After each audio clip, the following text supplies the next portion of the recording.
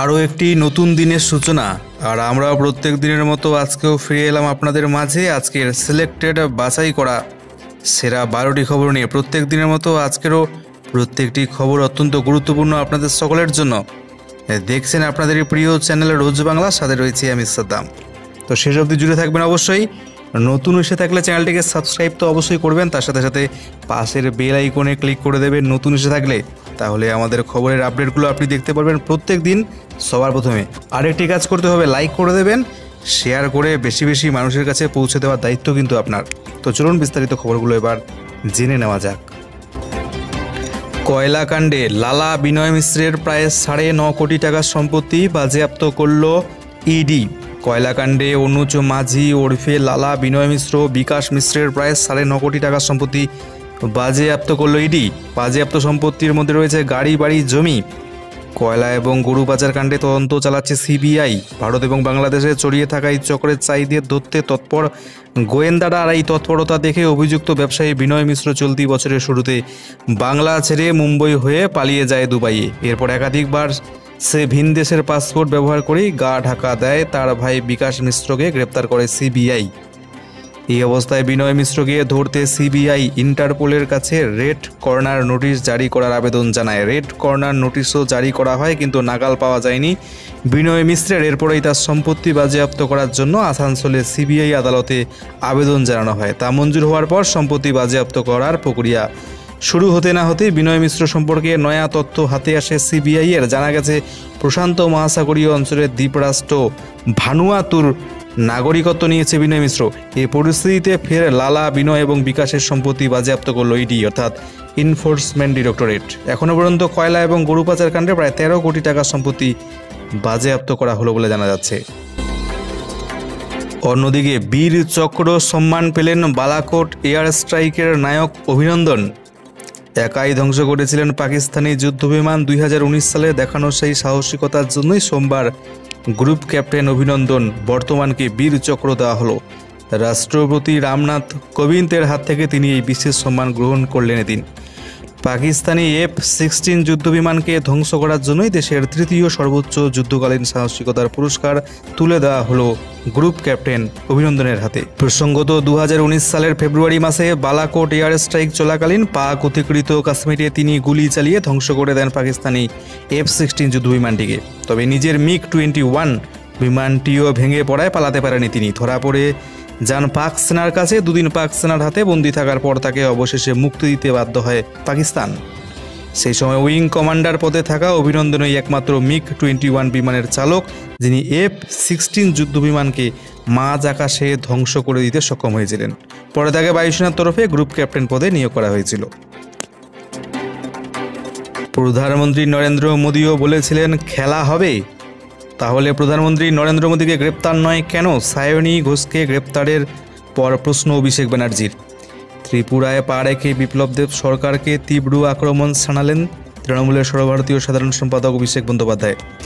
সোমবার সকাল 10টা নাগাদ আগরতলায় পৌঁছানোর পরেই অভিষেক বলেন, চূড়ান্ত নৈরাজ্য চলছে এই ত্রিপুরা রাজ্যে। জঙ্গলরাজ চালাচ্ছে রাজ্য প্রশাসন, সাংবাদিক, পুলিশ, আইনজীবীদের উপর হামলা হচ্ছে। আইন শৃঙ্খলা বলে কিছু নেই রাজ্যে। সায়নীর গ্রেপ্তারের প্রসঙ্গ উঠতেই বিস্ফোরক অভিষেক ব্যানার্জি। আগরতলা পৌঁছে তৃণমূলের সর্বভারতীয় সাধারণ সম্পাদক বলেন, সায়নী কি দোষ করেছে যে ওকে গ্রেপ্তার করতে হবে? সায়নী শুধু একটা স্লোগান দিয়েছেন, তার জন্য গ্রেপ্তার করতে হলো? বাংলায় এসে খেলা হবে তো প্রধানমন্ত্রী নরেন্দ্র মোদীও বলেছিলেন, তাহলে তো তাকেও গ্রেপ্তার করা হবে। তাকে কেন গ্রেপ্তার করা হবে না প্রশ্ন ছড়িয়েছেন অভিষেক বন্দ্যোপাধ্যায়।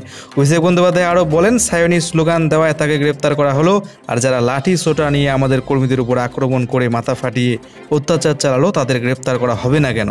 এখনও পর্যন্ত 50টি মামলা হয়েছে, একটি মামলাতেও কাউকে ডাকা হলো না কেন? প্রশ্ন তুলেছেন অভিষেক বন্দ্যোপাধ্যায়।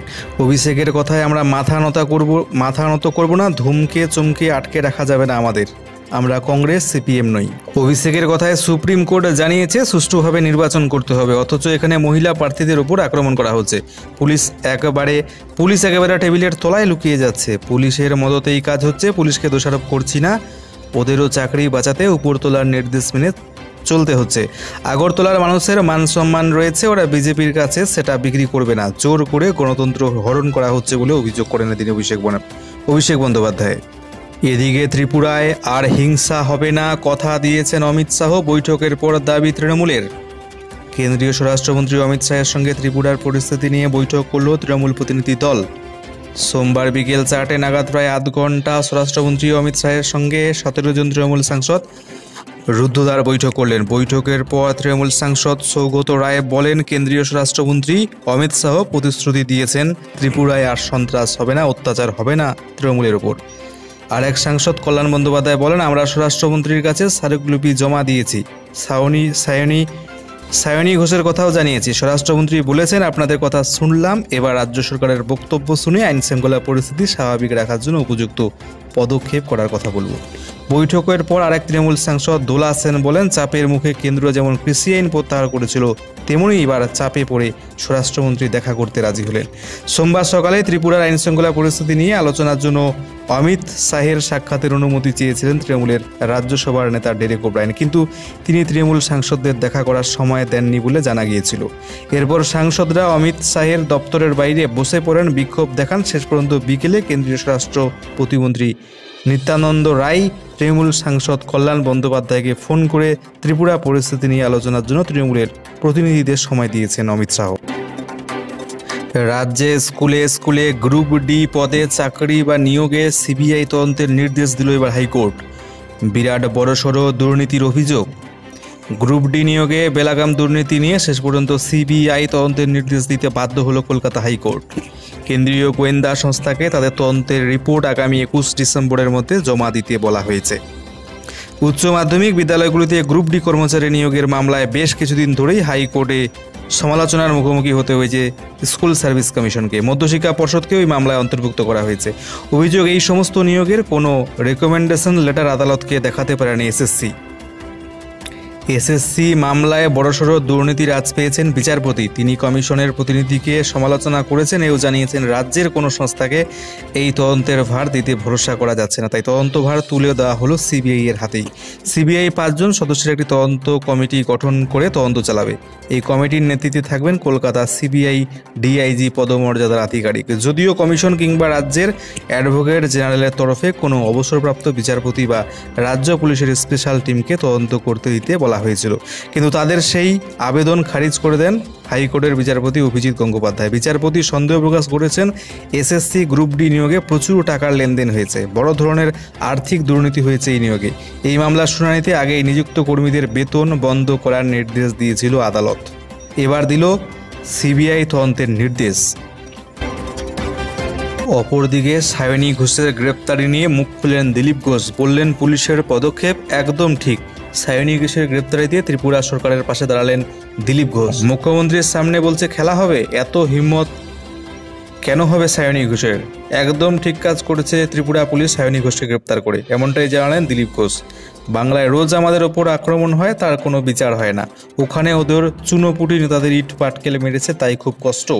এরপর তৃণমূলকে সাবধান করে দিলীপ বলেন, আমি তো বলবো ওদের গোয়া যাওয়া উচিত নয়, ওখানেও হয়তো এই অবস্থাটাই হবে তৃণমূলের। প্রসঙ্গত, ঘটনার সূত্রপাত শনিবার রাতে। অভিযোগ, ভোটের প্রচার সেরে ফেরার পথে মুখ্যমন্ত্রী বিপ্লব দেবের সবার উদ্দেশ্যে সায়নী ঘোষ খেলা হবে স্লোগান দেন। মুখ্যমন্ত্রীর উদ্দেশ্যে নাকি তিনি কটু মন্তব্য করেন। পাশাপাশি সায়নীর গাড়ি নাকি একজনকে চাপা দেয় বলেও অভিযোগ বিজেপির।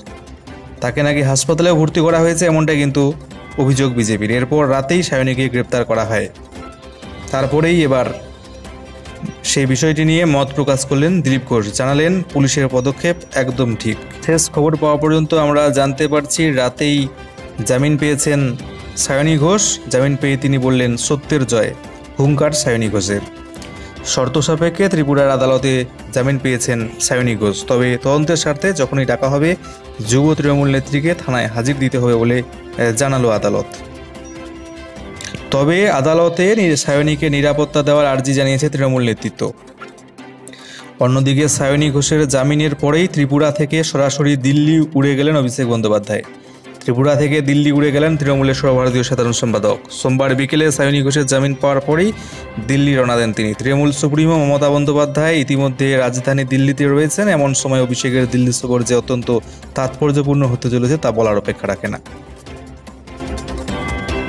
অন্যদিকে কৃষক ভাইদের জন্য একটি আপডেট আমরা পৌঁছে দেব, গুরুত্বপূর্ণ একটি আপডেট। প্রধানমন্ত্রী কিষাণ সম্মান নিধি প্রকল্পে 6 লক্ষ আবেদনকারীর নাম বাতিল, জায়গা হয়নি রাজ্যের 6 লক্ষ আবেদনকারীর। পিএম কিষাণ প্রকল্প নিয়ে বিস্তারিত আপডেটটি আপনাদের কাছে তুলে ধরছি। কেন্দ্রীয় সরকারের পিএম কিষাণ সম্মান নিধি প্রকল্পে অন্তর্ভুক্তির জন্য আবেদন করলেও রাজ্যের প্রায় 6 লক্ষ কৃষকের নাম বাদ দেওয়া হয়েছে। সরকারি সূত্রে জানা গিয়েছে প্রায় 42 লক্ষ রাজ্যের কৃষক এই প্রকল্পের সুবিধা পাওয়ার জন্য আবেদন করেছিলেন। সেখানে অন্তর্ভুক্ত করা হয়েছে কেন্দ্রের তরফে প্রায় 36 লক্ষ কৃষককে।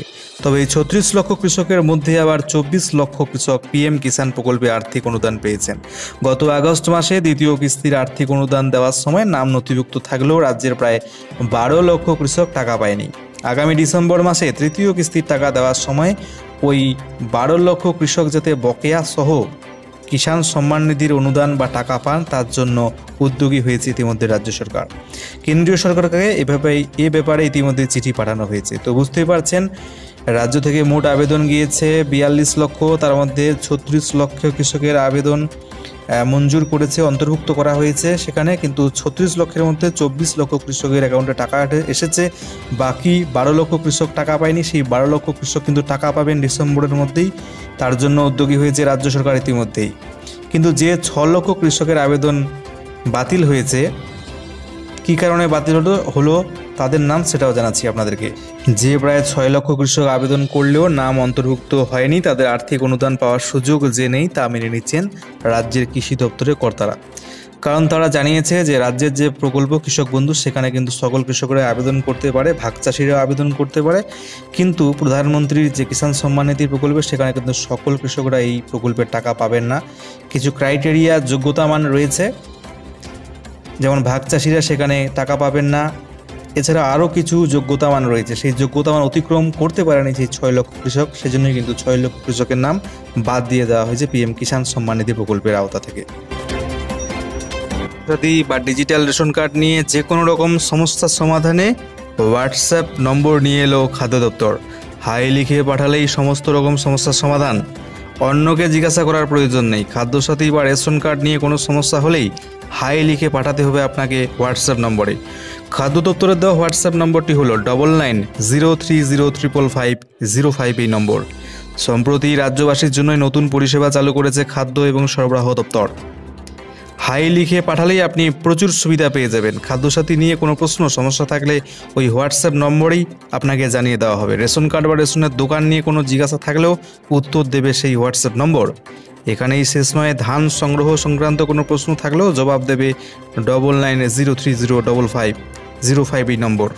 এছাড়াও কেউ রেশন কার্ডের জন্য আবেদন করলে এই হোয়াটসঅ্যাপ নম্বরের মাধ্যমে তার স্ট্যাটাস দেখা যাবে। সামান্য হাই লিখেই নতুন রেশন কার্ডের জন্য আবেদন করতে পারবেন। রেশন কার্ডে কোনো ধরনের ভুল থাকলেও তা শুধরাতে পারবেন এই হোয়াটসঅ্যাপ নম্বরে যোগাযোগ করেই। আপনি কি একজন এয়ারটেল গ্রাহক? এয়ারটেল সিম লাগিয়ে রেখেছেন মোবাইলে? তাহলে আপনাদের জন্য বড়সড় দুঃসংবাদ, প্রচুর পরিমাণে বাড়তে চলেছে খরচ। রিচার্জ প্ল্যানের দাম 25% পর্যন্ত বাড়তে চলেছে। বাড়তে থাকা এই দামের তালিকা দেখে চোখ কপালে উঠে গেছে মধ্যবিত্তের। 25% খরচ বাড়তে চলেছে এয়ারটেলের, মানে এক ধাক্কায় অনেকটাই বেড়ে যাচ্ছে খরচ। 26শে নভেম্বর থেকে তাদের নয়া এই ট্যারিফ প্ল্যান চালু হবে, মানে দিন কয়েক পর থেকে আরও বেশি টাকা খরচ করে আপনাকে এয়ারটেল পরিষেবা নিতে হবে। বেস প্ল্যানের জন্য আগে দিতে হতো 75 টাকা, এখন সেই প্ল্যানের জন্য আপনাকে দিতে হবে 99 টাকা। এছাড়াও মাসিক প্ল্যানের জন্য এবার এয়ারটেল উপভোক্তাদের অন্তত 50 টাকা করে বেশি দিতে হবে। 149 টাকার প্ল্যানের দাম বেড়ে হয়েছে 179 টাকা। ওই প্ল্যানের বৈধতা থাকছে 28 দিন। ওই প্ল্যানের আপনি পেয়ে যাবেন 100টি করে SMS প্রত্যেক দিন পেয়ে যাবেন 2 GB করে ডেটা, সঙ্গে থাকবে আনলিমিটেড কলিং। এছাড়া 219 টাকার রিচার্জ প্ল্যানের দাম বেড়ে হয়েছে 265 টাকা। বৈধতা 28 দিন, 100টি করে SMS প্রত্যেক দিন পাবেন, তার সাথে 1 GB করে ডেটা প্রত্যেক দিন পেয়ে যাবেন, সঙ্গে পেয়ে যাবেন আনলিমিটেড কলিং। এছাড়া 249 টাকা রিচার্জের দাম বেড়ে হচ্ছে 299 টাকা। বৈধতা 28 দিন, প্রত্যেক দিন 100টি করে SMS ফ্রি, প্রত্যেক দিন 1.5 GB করে ডেটা পেয়ে যাবেন, সঙ্গে আনলিমিটেড কল। এছাড়াও 298 টাকা রিচার্জ প্ল্যানের দাম বেড়ে হচ্ছে 359 টাকা। বৈধতা 28 দিন, 100টি করে SMS প্রত্যেক দিন, 2 GB করে ডেটা প্রত্যেক দিন, সাথে আনলিমিটেড কলিং।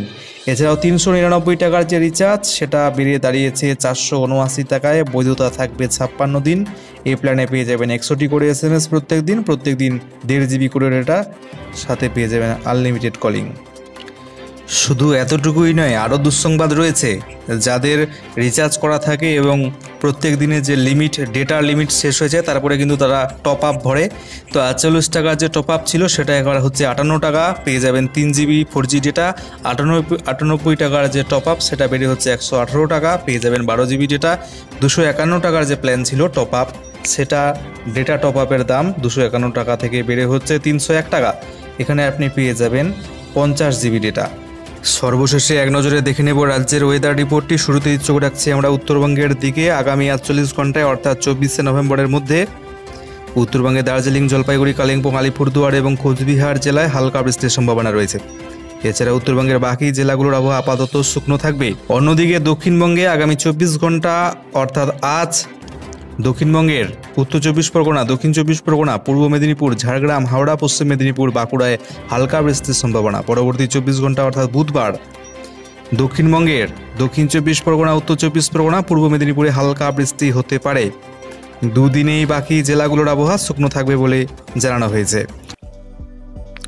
আজকে বিদায় নেবার সময় চলে এসেছে, তবে আমাদের গত ভিডিওতে আপনারা আমাদের ভালোবেসে অনেক মূল্যবান মতামত জানিয়েছেন, কমেন্ট করেছেন, সেগুলো আমরা এক নজরে দেখে নেব। স্বস্তিকা ধা লিখেছেন, শুভ সকাল দাদা, আপনাকে শুভ সকাল। আজ সকালে খবরটা শুনে খুব ভালো লাগলো, এইরকম সকালে খবরটা পেলে খুব ভালো হয়। অনেক অনেক ধন্যবাদ। আপনাদেরকে আরও একবার জানিয়ে রাখি, একবার থেকে প্রত্যেক দিন ঠিক সকাল 5টায় আমাদের চ্যানেলে কিন্তু খবর চলে আসবে। একেবারে ঠিক সকাল 5টায় পেয়ে যাবেন। স্বদেশ দে লিখেছেন, শুভ সকাল দাদা, খুব গুরুত্বপূর্ণ খবর। আমি প্রত্যেকদিন সকালে নিয়ম করে আপনার খবর শুনি। আমার বাড়ি নদিয়া জেলার বাতকুল্লা গ্রামে। অনেক অনেক ধন্যবাদ দাদা আপনাকে। মাজিদ শেখ লিখেছেন, খুব সুন্দর খবর দাদা, শুভ সকাল। আমি পূর্ব বর্ধমান জেলার পিয়ারি নগর গ্রাম থেকে দেখছি। অনেক ধন্যবাদ। আপনি কোথা থেকে দেখছেন সেটাও জানিয়েছেন, অনেক অনেক ধন্যবাদ। সাইদুল লস্কর শুভ সকাল জানিয়েছেন। সমু শুভ সকাল লিখেছেন। নেপাল বাউরি লিখেছেন, দাদা আপনার খবর খুব সুন্দর। অনেক অনেক ধন্যবাদ দাদা আপনাকে। প্রিয়স্মিতা মণ্ডল লিখেছেন, আধার কার্ডে নতুন টাইটেল যোগ করব কিভাবে সংক্রান্ত আপডেট আমরা কিন্তু আপনাকে এই বিষয়টি সম্পর্কে পরবর্তী ভিডিওতে আপডেট দেওয়ার চেষ্টা করব। আপনি সাথে থাকবেন আমাদের।